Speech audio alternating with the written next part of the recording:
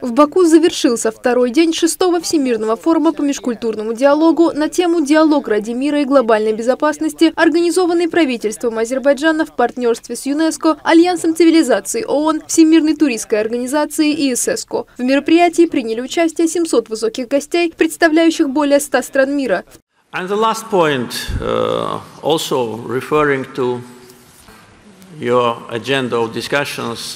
Наконец, последний пункт, касающийся обсуждения вашей повестки дня вопросов мира, безопасности и постконфликтных ситуаций. Азербайджан обеспечил мир путем войны. Думаю, что этот вопрос подлежит основательному исследованию. Мы находились под оккупацией почти 30 лет. Я говорил об оккупации, несправедливости и страданиях азербайджанского народа на всех предыдущих всемирных форумах по международному диалогу. Почти 20% международно признанных территорий Азербайджана оставались под оккупацией с первых дней нашей независимости вплоть до 2020 года. Миллион азербайджанцев стали беженцами и вынужденными переселенцами. Мы стали жертвами этнических чисток в Карабахе и Восточном Зангезуре, где царит полная разруха. Посещающие освобожденные территории люди могут увидеть все это своими глазами. Знаю, что некоторые из участников посетят освобожденные территории.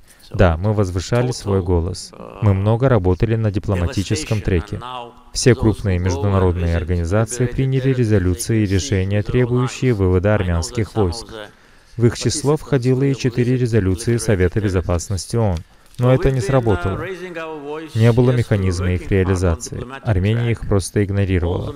Те, кто принял эти резолюции, не сделали ничего для их исполнения. Поэтому нам пришлось добиваться мира путем войны.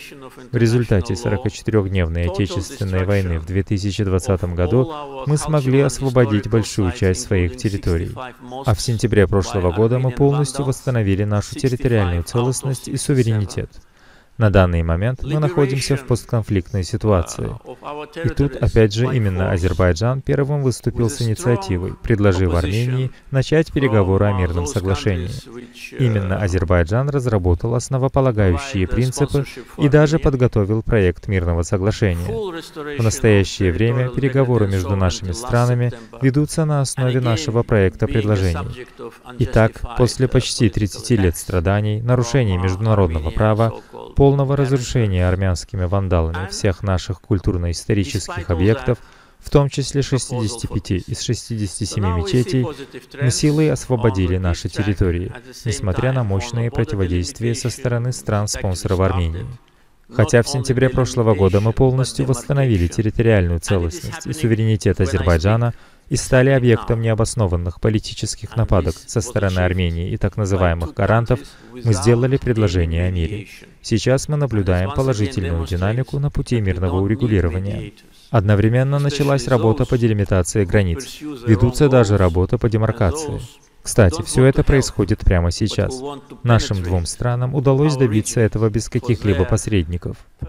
Это еще раз показывает, что нам не нужны посредники, особенно те, кто преследует свои цели, не хочет нам помогать, а хочет вмешиваться в наш регион ради достижения своих политических и экономических интересов. Они лишь хотят вновь подлить масло в огонь и взорвать Южный Кавказ. Но мы не позволим этому случиться. После 30 лет противостояния Азербайджан и Армения ясно понимают, что хотят мира на Южном Кавказе. А достичь такого мира можно только путем нормализации отношений между Азербайджаном и Арменией. На этом я закончу, чтобы не отнимать у вас много времени. Благодарю вас за внимание. Желаю вам всего наилучшего, хороших обсуждений и приятного пребывания в Азербайджане. Спасибо.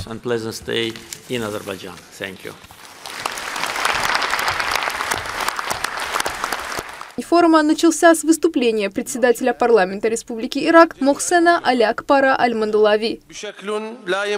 На сегодняшний день влияние, оказанное вспыхнувшими конфликтами, наблюдается во всем регионе. Конечно же, мы не можем взять абсолютно все под свой контроль, и происходящее оказывает негативное влияние на общую стабильность и безопасность в регионе. В этом отношении я думаю, что диалог имеет большое значение, и в этом направлении мы должны занять твердую позицию против долгоиграющих конфликтов. Дорогие друзья, коллеги, для начала хочу упомянуть тему изменения климата, потому что это оказывает негативное влияние на жизнь каждого из нас. Сегодня это одна из причин, по которой мы здесь собрались, и этот диалог отражает важность повестки об изменении климата и важность разрешения конфликтов в регионе. С участием правительств, я думаю, что в направлении разрешения конфликтов предпринимаются значительные шаги, и действуя сообща, мы сможем противостоять этим сложностям. Проведение диалога очень важно и также подчеркивает важность традиционных политических и дипломатических каналов. Межкультурный диалог помогает создавать новые возможности и создает основы для изучения различных аспектов культурного диалога между странами.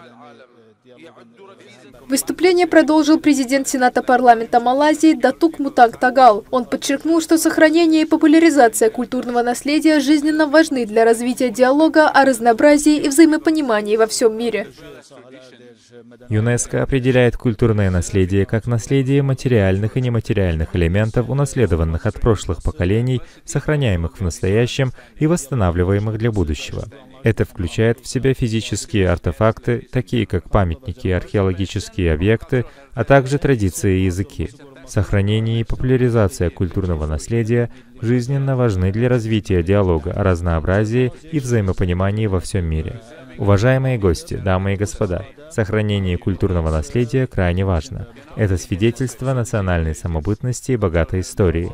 Малайзия с ее разнообразной культурой и традициями стремится сохранять и развивать это наследие для поддержания нашего единства и разнообразия. На мероприятии также выступила и председатель Милли Меджлиса Сахиба Гафарова. Во время своего выступления она отметила, что сегодня на освобожденных от оккупации территориях проводятся масштабные восстановительные работы, и что одним из главных приоритетов этих работ является восстановление и сохранение культурного наследия. Сахиба Гафарова подчеркнула, что Азербайджан предпринимает последовательные шаги по защите культурного наследия. Культурное наследие Азербайджана представляет собой наследие всех этнических и религиозных групп, проживавших здесь на протяжении веков, сказала председатель Милли Меджлиса. В нашей стране различные религиозные и культурные памятники, мечети, церкви и синагоги соседствуют друг с другом. Такое культурное разнообразие является сильной стороной нашего общества, и уважение к этим ценностям является одним из основных направлений государственной политики. Дополнительно о важности темы культурного наследия в своей речи подчеркнула заместитель спикера Законодательной палаты Оли Маджлиса Республики Узбекистан Зухра Ибрагимова. Узбекистан и Азербайджан имеют тысячелетнюю историю, и в обеих странах принимаются масштабные меры по сохранению культурного наследия, дошедшего до наших дней. Мы ценим богатое и бесценное материальное и культурное наследие азербайджанского народа. Известно, что Узбекистан – страна, богатая уникальными историческими памятниками и объектами культурного наследия. На этой древней земле под охрану государства взято более 8200 объектов материального культурного наследия. В то же время сохранены 2,5 миллиона музейных артефактов и коллекций, являющихся объектом материального культурного наследия. Парламентский диалог, происходящий в рамках сегодняшнего форума, имеет большое значение для всех участников в плане обмена опытом и совершенствования нашего законодательства. Спасибо за внимание. В форуме приняли участие не только официальные представители стран, но и международные организации и объединения, такие как Туркпа, АИПА, IPC и другие.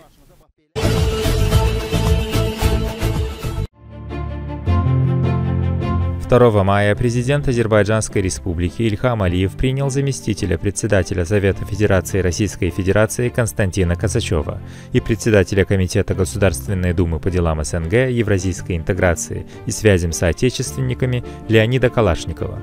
Константин Косачев передал главе государства и первой леди Мехрибан Алиевой приветствие председателя Совета Федерации Федерального собрания Российской Федерации Валентина Матвиенко и председателя Государственной Думы Федерального собрания Российской Федерации Вячеслава Володина.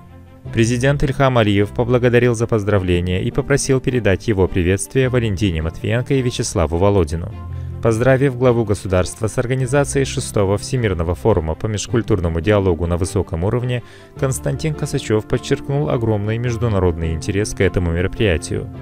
Отметив важность концептуального выступления президента Азербайджана на форуме, гость сказал, что прозвучавшие в речи главы государства мысли о восстановлении территориальной целостности Азербайджана, деятельности движения неприсоединения, неоколониализме и других темах в современных условиях очень актуальны. Отрадно, что Азербайджан занимает достойное место на международном уровне, что в свою очередь становится все более важным фактором и в Азербайджано-российских двусторонних отношениях, подчеркнул Константин Косачев. Он отметил, что недавний визит президента Ильхама Алиева в Москву был очень успешным, подчеркнув, что Азербайджан добился огромных успехов в экономической, социальной и других сферах. Константин Косачев сказал, что каждый раз, приезжая в Баку, они становятся свидетелями грандиозных процессов развития, идущих в нашей столице. Глава государства выразил удовлетворение тем, что Россия представлена на 6-м Всемирном форуме по межкультурному диалогу, который стал одной из важных платформ в сфере международного диалога делегацией высокого уровня.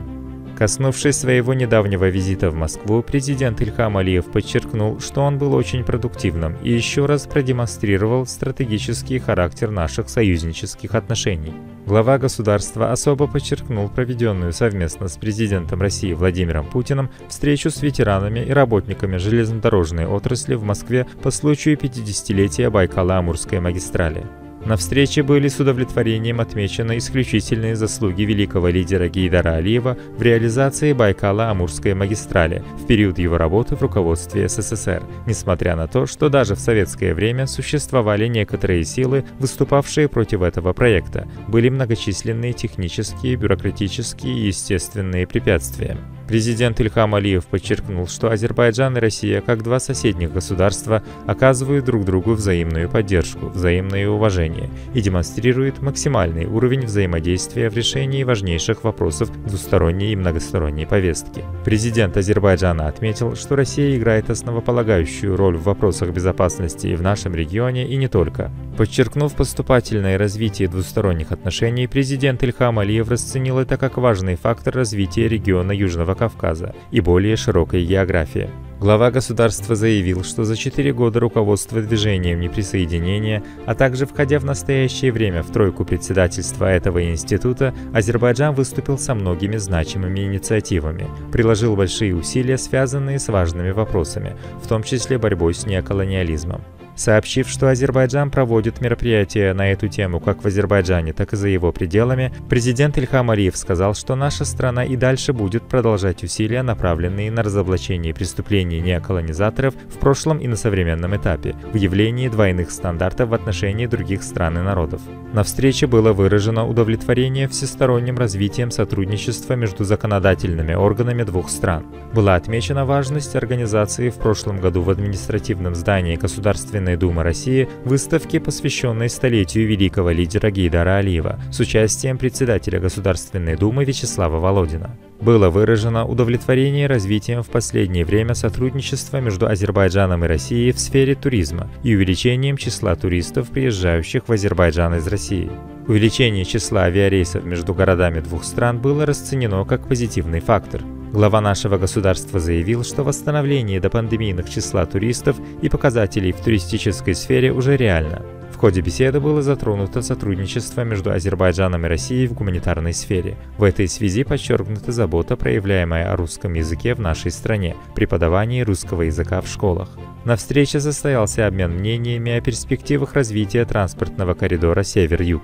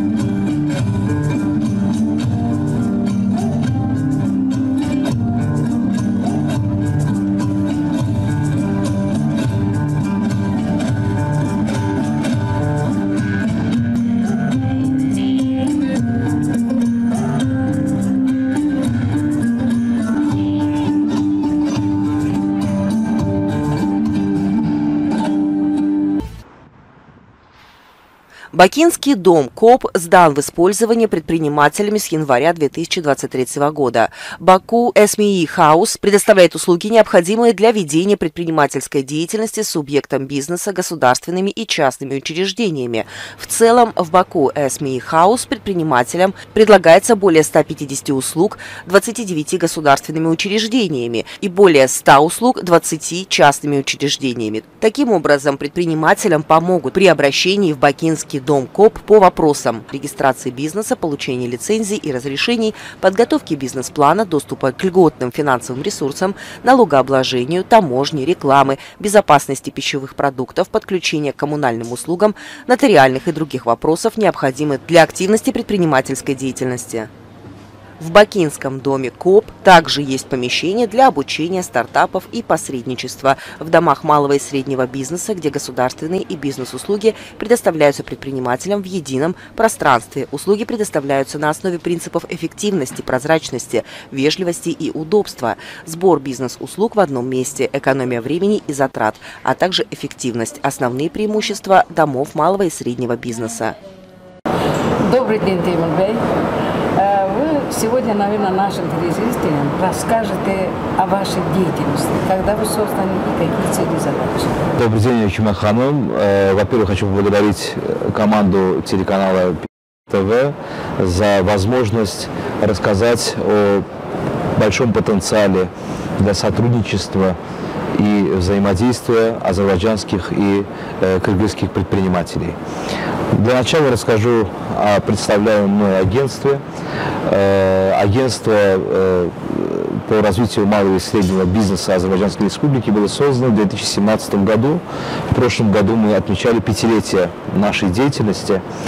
И общественность и бизнес-круги оценили эти 5 лет как высокоэффективными и высокорезультативными. Но экономя время ваших зрителей, я, наверное, буквально тезисно расскажу о том, чем мы занимаемся и о том, в каких направлениях мы активно ведем свою работу. Значит, если поделить структурно нашу деятельность на 5 стратегических приоритетов, то таковыми являются улучшение бизнес-среды.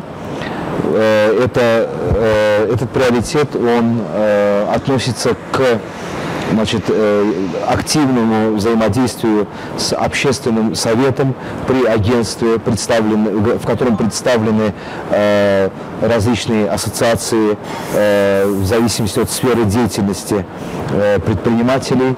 И в результате вот этого активного взаимодействия с общественным советом, плюс посредством информации, которая поступает от наших представителей во всех регионах республики, ведется работа по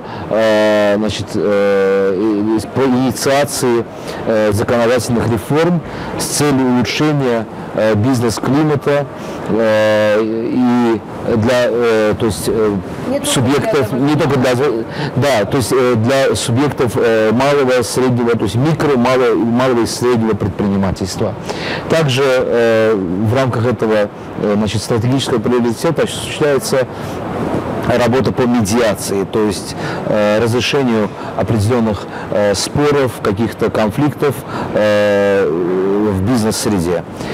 Вторым направлением является поддержка бизнесом в сфере доступа к финансам. То есть наше агентство выдает гранты на исследовательскую деятельность, также финансирует исследования рынка, и нашему агентству выдается стартап-сертификация инновативным предпринимателям. И эта стартап-сертификация, она предоставляет линия от перечня налогов в процессе деятельности сроком на 3 года.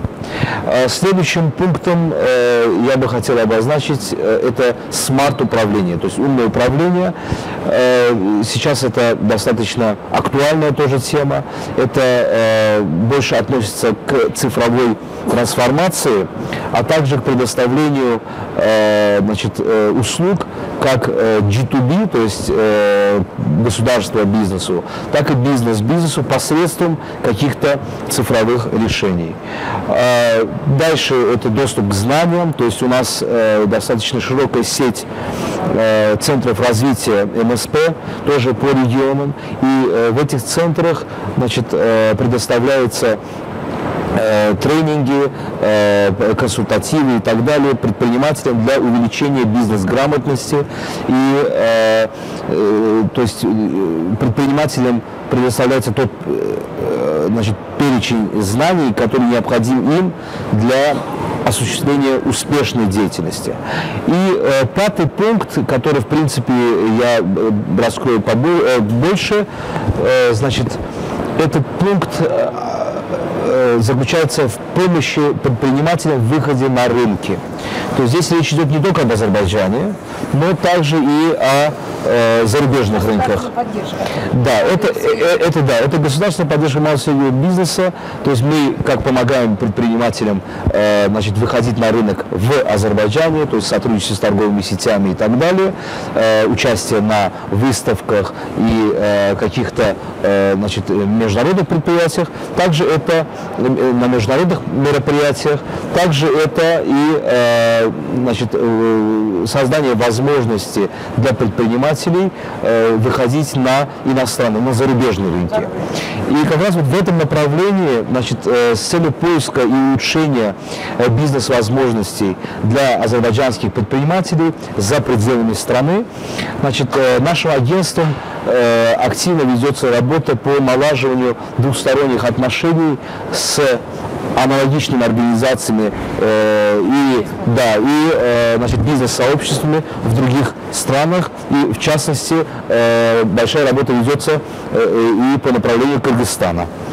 Эта практика позволяет расширить понимание и видение наших предпринимателей, значит, дает возможность им обмениваться опытом и, конечно же, налаживать взаимовыгодное сотрудничество с потенциальными партнерами из Кыргызстана.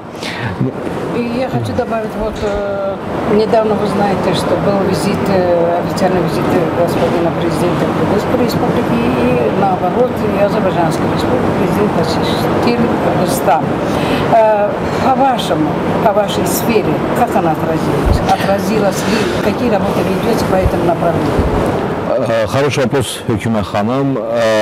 Кстати, вот та интенсивность и динамика в двусторонних отношениях, она говорит сама за себя. Я тоже коротко скажу о том, что наше агентство, оно тоже активно принимает участие вот в этих в двусторонних отношениях на уровне, значит, малого и среднего предпринимательства, то есть в период визита, во время визита главы государства Азербайджанской республики господина Ильхама Алиева в Бишкек, значит, был подписан меморандум о сотрудничестве с торгово-промышленной палатой Кыргызстана. И, значит, плюс к этому, значит, мы многократно, наш председатель многократно встречался с послом Кыргызской республики в Азербайджане и также с директором агентства по инвестициям при президенте Кыргызстана господином Умриелем Тимиралиевым. Недавно во главе с заместителем главы Кабинета министров Кыргызстана Бакытом Турыбаевым была делегация в Азербайджане, и господин Бакыт Турыбаев посетил, значит, дом МСП в Баку, ознакомился с оказываемыми нами услугами. Ему было рассказано о сфере нашей деятельности, он ознакомился с нашей деятельностью, и как раз вот на этой встрече обсуждались возможности для развития отношений между субъектами предпринимательства Кыргызстана и Азербайджана. То есть, говоря о возможностях, нужно учитывать следующие факторы. То есть, первое – это поддержка со стороны государства. То есть государство, правительство обеих стран культивируют вот эти взаимоотношения с целью налаживания и с целью развития экономической составляющей в отношениях. Как я уже до этого сказал, много работы было проделано в этом направлении. Второе – это историческая связь, то есть нас объединяет с кыргызским народом очень много общего. Это культурные сходства и также принадлежность кыргызского и азербайджанского языка к тюркской группе языков, что тоже говорит о очень глубокой и исторической связи между двумя братскими народами. То есть азербайджанские и кыргызские предприниматели должны думать и должны быть осведомлены о том, какие большие возможности сотрудничества открывает для них. То есть это соседство Кыргызстана с ведущими экономиками Азии, это географическое положение Азербайджана, то есть на стыке севера и юга, запада и востока, то есть и Европа, да. И это дает возможности для комплементарного производства с целью реэкспорта, то есть для увеличения товарооборота между двумя странами. Да, это членство в организациях, в экономических организациях. То есть вот это все дает общую, очень благоприятную картину для того, чтобы вот это сотрудничество, это партнерство, оно было бы успешным. И мы очень активно тоже работаем в этом направлении и готовы поддержать заинтересованных лиц, то есть заинтересованных в налаживании контактов с их потенциальными азербайджанскими партнерами. Это в интересах не только Азербайджана, но и Кыргызстана. Вот какие новшества еще были внедрены за это последние годы, когда вы начали взаимосотрудничество между Кыргызстаном и Азербайджаном? Я могу сказать о том, что уже есть осязаемые результаты вот этого взаимодействия. Это открытие торгового дома Кыргызстана, которое было открыт в декабре прошлого года. Да, то есть есть уже осязаемые результаты. Это открытие торгового дома Кыргызстана в Азербайджане. То есть такие инициативы, они именно и дают возможность азербайджанским предпринимателям ознакомиться с продукцией, с культурой и с потенциальными возможностями ведения бизнеса в Кыргызстане. Скажем, политики, экономики, и там еще есть такие взаимодействия между двух государств, братских, азербайджанцев и кыргызского народа. Еще складывается такое отношение братское. И мы видим их культуру, ознакомливаем, смотрим, мы их по городу везем, показываем Азербайджан, какие потенциалы, какие результаты за последние годы, за проделанную работу с нашим президентом. Такие инициативы, они очень полезны.